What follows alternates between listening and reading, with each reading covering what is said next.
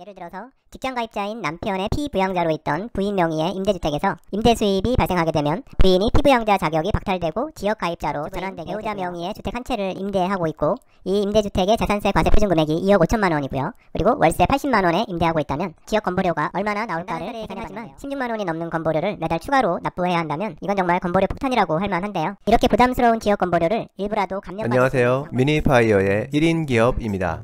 오늘은 주택임대소득과 지역 건보료에 대해 알아보겠습니다. 어떤 주택임대소득이 소득세를 신고해야 하는 과세대상 임대소득인지 확인해 보고요. 그런 과세대상 주택임대소득이 있을 때 확인해야 하는 사업자 등록과 주택임대소득세 신고에 대해서도 알아보겠습니다. 그리고 오늘 주제에서 가장 중요한 주택임대소득에 따른 지역 건보료에 대해 알아볼 건데요.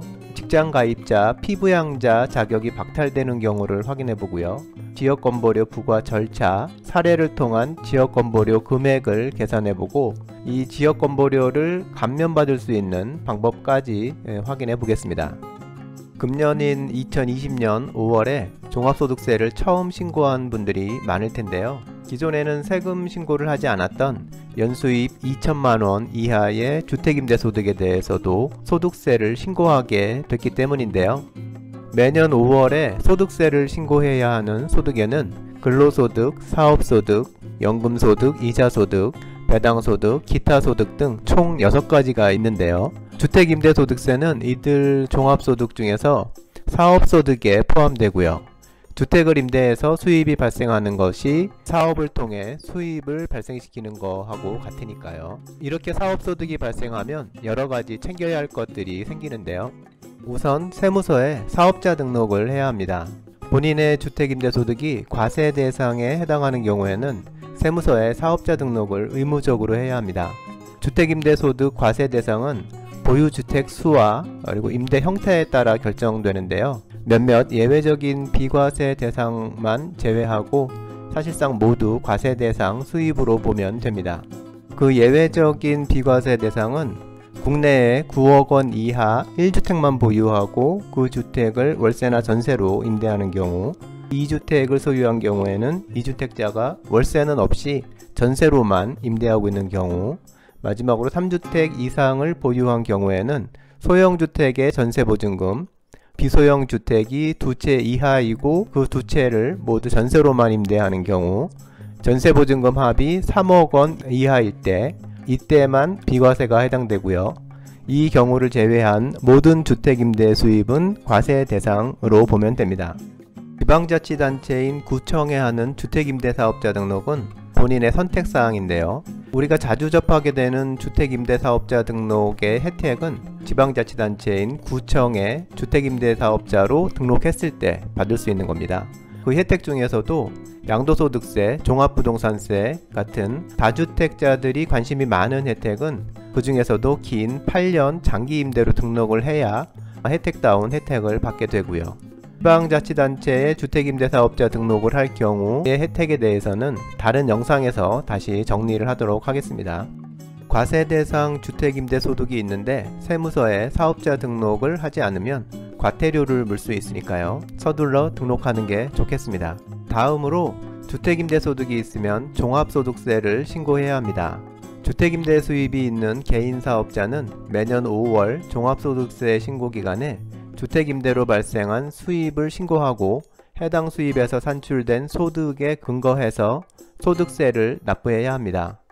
이때 신고하는 소득세는 전년도에 발생한 소득에 대해서 신고하는 거고요. 예를 들어 2020년 5월에 신고하는 소득세는 2019년 1월에서 12월까지에 발생한 수입에 대해서 신고하는 겁니다. 이걸 2019년 귀속 소득이라고 표현합니다.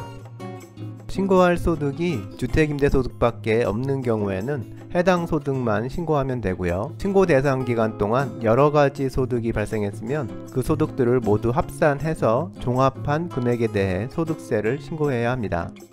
직장인 주택임대사업자라면 2019년 한 해 동안 발생한 근로소득과 주택임대소득을 합산해서 2020년 5월에 종합소득세로 신고해야 합니다.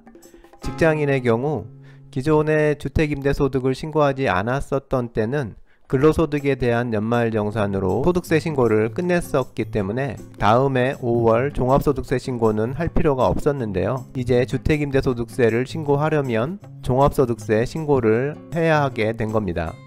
프리랜서이면서 주택임대소득이 있으면 프리랜서 활동으로 생긴 기타 소득과 주택임대소득을 합산해서 신고해야 하고요. 직장인이면서 강연료 등의 추가 수입이 있고 그리고 주택임대 수입도 있으면 이 세 가지 수입을 모두 합산해서 종합소득세 신고를 해야 합니다. 마지막으로 주택임대소득이 있으면 지역건보료를 납부해야 합니다. 과세대상 주택임대소득은 지역건보료 부과 대상자가 됩니다.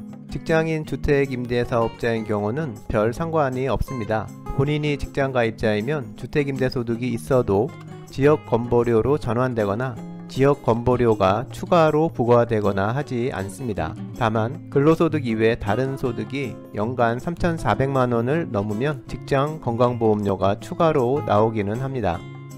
주택임대소득과 지역건보료에 가장 민감한 경우는 기존의 직장가입자의 피부양자로 있던 경우일 텐데요. 예를 들어서 직장가입자인 남편의 피부양자로 있던 부인 명의의 임대주택에서 임대수입이 발생하게 되면 부인이 피부양자 자격이 박탈되고 지역가입자로 전환되게 되고요. 또 다른 경우로 직장을 다니는 자녀의 피부양자로 있던 은퇴하신 부모님 명의 임대주택에서 임대수입이 발생하면 부모님이 피부양자 자격이 박탈되고 지역가입자로 전환되게 됩니다. 국민건강보험 직장가입자의 피부양자가 되기 위해서는 피부양자 명의의 재산과 소득이 일정 기준에 부합해야 하는데요. 피부양자 명의의 재산이 5억 4천만원 이하인 경우에는 연간 종합소득 합계가 3,400만원 이하이어야 합니다. 이 기준으로만 보면 그래도 많은 주택임대소득자가 피부양자 자격을 유지할 것 같은데요. 여기에 추가적인 기준으로 연간 소득에 사업소득이 포함되어 있는 경우에는 사업자 등록을 한 사업소득이 빵원, 즉 전혀 없어야만 합니다. 사업자 등록을 한 사업소득이 1원이라도 있으면 직장가입자의 피부양자 자격이 박탈되게 됩니다. 앞에서 2020년부터 연간 2천만원 이하의 주택임대소득도 과세 대상이 됐고 모든 과세 대상 임대소득자는 세무서에 사업자 등록을 의무적으로 해야 한다는 얘기를 했었는데요. 이렇게 되면 모든 과세 대상 주택임대소득자는 사업자 등록증이 있게 되고 주택임대소득이 1원이라도 있으면 피부양자 자격은 박탈되고 지역가입자로 전환되게 되는 겁니다.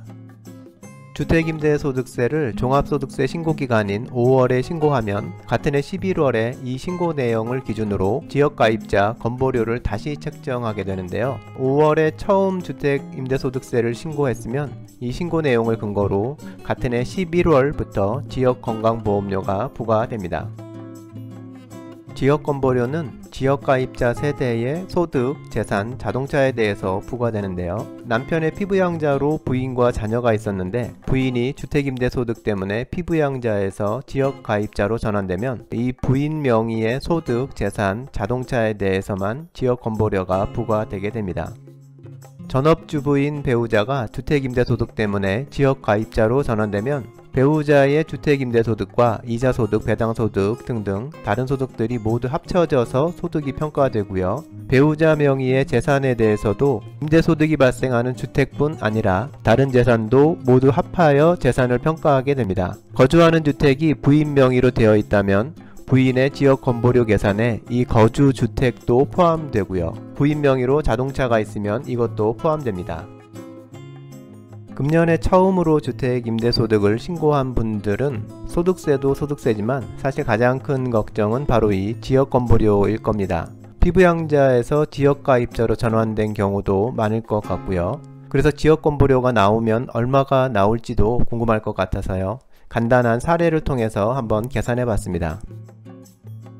간단한 사례로 전업주부인 배우자 명의의 주택 한 채를 임대하고 있고 이 임대주택의 재산세 과세 표준금액이 2억 5천만 원이고요. 그리고 월세 80만 원에 임대하고 있다면 지역 건보료가 얼마나 나올까를 계산해 봤는데요. 주택임대소득세를 분리과세로 신고하고 임대사업자 등록은 미등록, 필요경비와 기본공제만 적용한 경우로 계산을 해보면 지역 건보료는 16만 9천 원 정도 부과가 예상됩니다. 만일 임대주택 이외에 부인 명의로 추가적인 소득이나 재산, 자동차가 있다면 지역 건보료도 더 높아지게 됩니다. 지역 건보료 초간단 계산 방법은 본 영상 뒤에 링크해 두었으니까요. 필요하신 분들은 한번 확인해 보면 좋을 것 같습니다.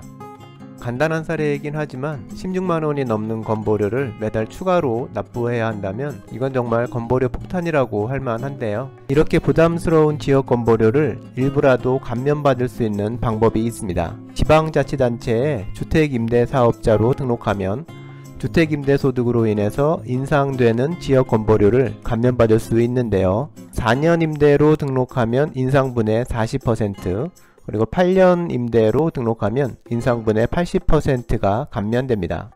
렌트홈에서 제공하는 자료를 보면 기존의 피부양자였던 분이 지역가입자로 전환된 경우 주택임대사업자 등록을 하지 않으면 평균 연간 154만원이 건보료가 인상될 거고요. 4년 임대로 등록을 하면 연간 92만원 정도 인상이 되고 8년 임대로 등록을 하면 연간 31만원이 인상될 거라고 합니다. 지역 건보료 폭탄이 걱정되시는 분은 임대사업자 등록 한번 검토해 볼 만한 것 같습니다. 오늘은 주택임대소득과 지역 건보료에 대해서 알아봤습니다.